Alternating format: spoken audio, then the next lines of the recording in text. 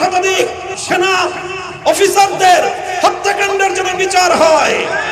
2013 সালের শাপলা চত্বরের ঘুমন্ত হেফাজতে ইসলামের নেতা কর্মী আলেম সমাজদেরকে নির্মমভাবে হত্যাকাণ্ডের বিচার বাংলাদেশের মাটিতে দেশের মানুষ দেখতে চায়। 2014 সালের নির্বাচনকে কেন্দ্র করে গোটা বাংলাদেশে বিরোধী দলগুলোর শত শত নেতা কর্মীদেরকে গুম খুন করা হয়েছে। এই সকল গুম খুনের বস্তুনিষ্ঠ তদন্ত এবং তার বিচার নিশ্চিত করতে হবে। 2021 সালে নরেন্দ্র মোদী এবং গুজরাটের কসাইয়ের বাংলাদেশে আগমনকে কেন্দ্র করে এদেশের তৌহিদি জনতার শান্তিপূর্ণ প্রতিবাদকে আক্রমণের মাধ্যমে পাখির মতো গুলি করে হেফাজতে ইসলামের প্রায় 60 নেতা কর্মীদেরকে নির্মমভাবে হত্যা করা হয়েছে। আমার হাটহাজারী মাদ্রাসার ছাত্রদেরকে হত্যা করা হয়েছে। এই সকল হত্যাকাণ্ডের বিচার নিশ্চিত করতে হবে। 2024 সালে আমাদের সন্তানদেরকে যেভাবে নির্মমভাবে হত্যা করা হয়েছে, গোটা বিশ্ব মিডিয়ার কাছে বাংলাদেশ এবং তার আইন শৃঙ্খলা রক্ষাকারী বাহিনীর ভাবমূর্তিকে ক্ষুণ্ণ করে জনগণ হত্যাকারী একটি বাহিনী হিসেবে চিহ্নিত করা হয়েছে। তার দোষরদেরকে চিহ্নিত করে প্রতিটি হত্যাকাণ্ডের জন্য শেখ হাসিনা এবং তার ঘনিষ্ঠ মন্ত্রী পরিষদের সদস্যবর্গ সহ প্রশাসনের দায়ী সকল ব্যক্তিকে আইনের কাঠগড়ায় দাঁড় করাতে হবে। হেলমেট লীগ, হাতুড়ি লীগের তৃণমূল থেকে শীর্ষ পর্যায় পর্যন্ত সকল সদস্যদেরকে খুঁজে খুঁজে বের করে বিচার করতে হবে। অন্তর্বর্তীকালীন সরকারকে আমরা আহ্বান জানাবো, এই কাজগুলো অনতিবিলম্বে শুরু করবেন।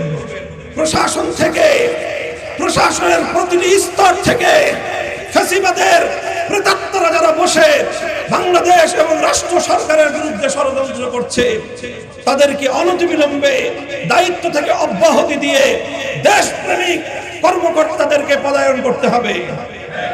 আপনারা করছেন। অন্তর্বর্তীকালীন সরকার ইতিমধ্যে সন্তোষজনক পদক্ষেপ গ্রহণ করেছে। এজন্য জাতির পক্ষ থেকে আমরা তাদেরকে স্বাগত এবং ধন্যবাদ জানাই।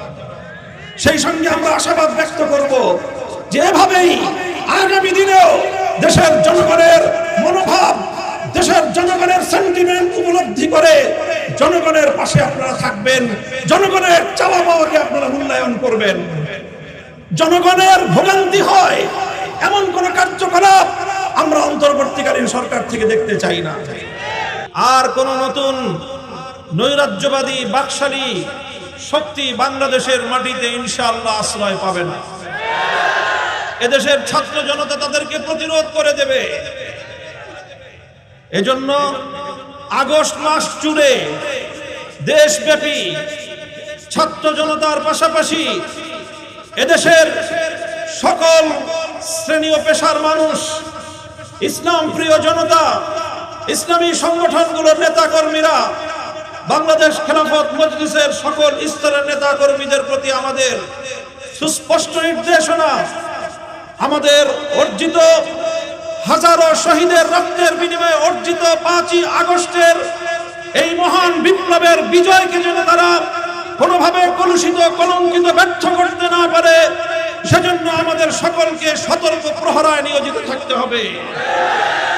প্রতিটি পাড়ায় পাড়ায়, মহল্লায় মহল্লায় ফ্যাসিবাদ বিরোধী প্রতিরোধ সংগ্রাম গড়ে তুলতে হবে।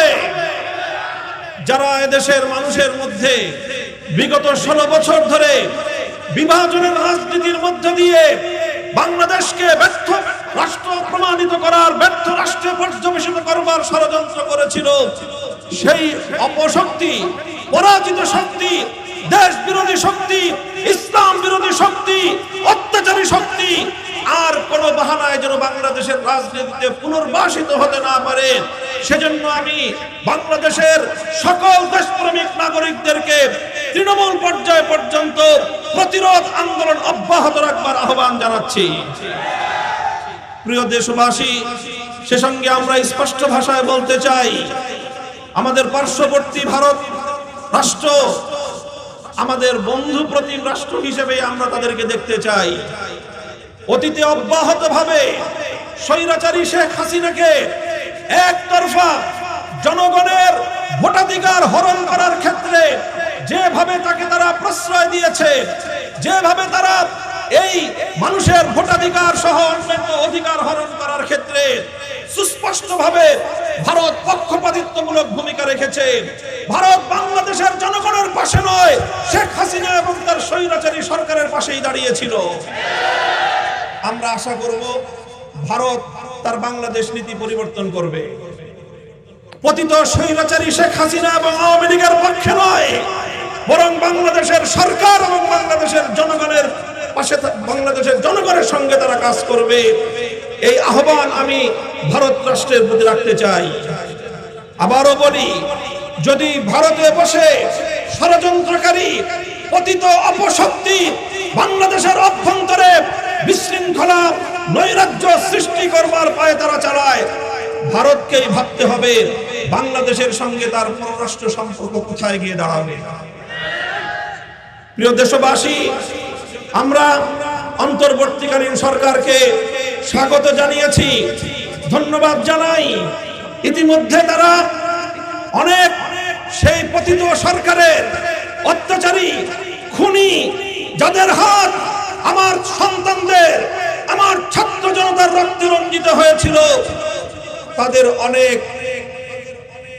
অনেক রুই কাতলা ইতিমধ্যে অন্তর্বর্তীকালীন সরকারের প্রশাসন এবং আইন শৃঙ্খলা রক্ষাকারী বাহিনীর জালে ধরা পড়েছে। কেউ ডাঙায় ধরা পড়েছে, কেউ পানিতে ধরা পড়েছে। এভাবেই যেন গোটা বাংলাদেশকে তন্ন তন্ন করে অনুসন্ধান চালিয়ে সকল হত্যাকারীদেরকে যেন আইনের হাতে সোপর্দ করা হয়। প্রতিটি হত্যাকাণ্ডের জন্য সঠিক ন্যায় বিচার এদেশের মানুষ পায়।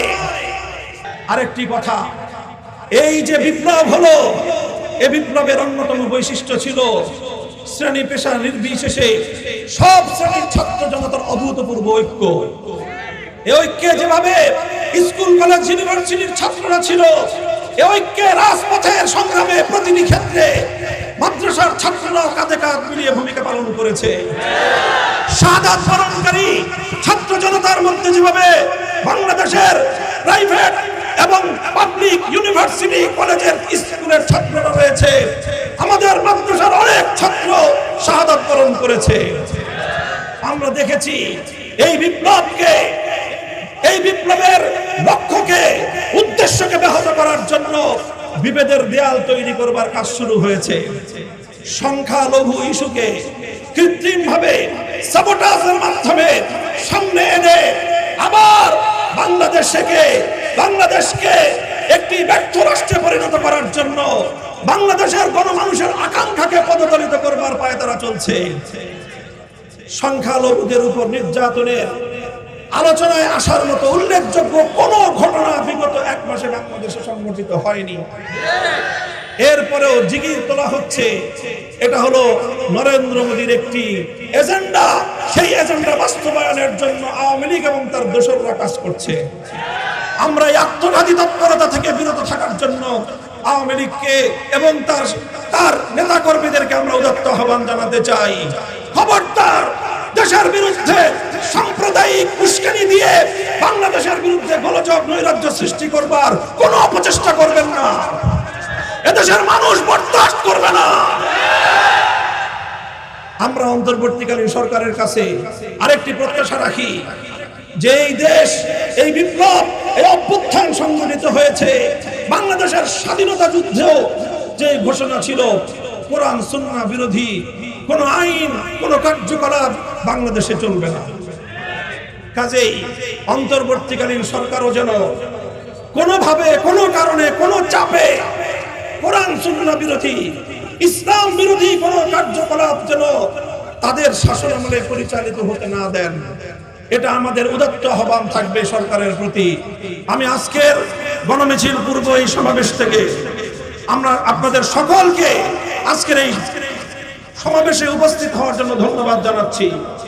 আজকের এই 15ই আগস্টের এই সমাবেশ ঢাকা মহানগরীতে পালিত হচ্ছে। আগামীকাল 16ই আগস্ট জুমাবার বাদ জুমা সারা বাংলাদেশে দেশব্যাপী নৈরাজ্যবাদ বিরোধী বিক্ষোভ কর্মসূচি ঘোষণা করছি। সারা দেশের জেলা থানা পর্যায়ে বাংলাদেশ খেলাফত মজলিসের নেতৃত্বে দেশবাসীকে আহ্বান জানাচ্ছি, মাঠে নেমে আসুন। অর্জিত এই বিজয়কে সাফল্যমণ্ডিত করে রাখার জন্য, এই বিজয়কে অব্যাহত এবং এই বিজয়ের উদ্দেশ্যকে মঞ্জিল পর্যন্ত পৌঁছানোর ক্ষেত্রে অপশক্তির বিরুদ্ধে রাজপথে প্রতিরোধ গড়ে তুলুন। আমরা এখনই গণমিছিল শুরু করব। আমাদের মিছিল এখান থেকে পল্টন মোড় হয়ে বিজয়নগর পর্যন্ত গিয়ে সেখানে সভাপতির বক্তব্য মুনাজাতের মাধ্যমে আমাদের কর্মসূচি সমাপ্ত হবে। সকলকে গণমিছিলে অংশগ্রহণ করার উদাত্ত আহ্বান জানিয়ে আমার বক্তব্য শেষ করছি। ওয়া আখিরু দাওয়ানা।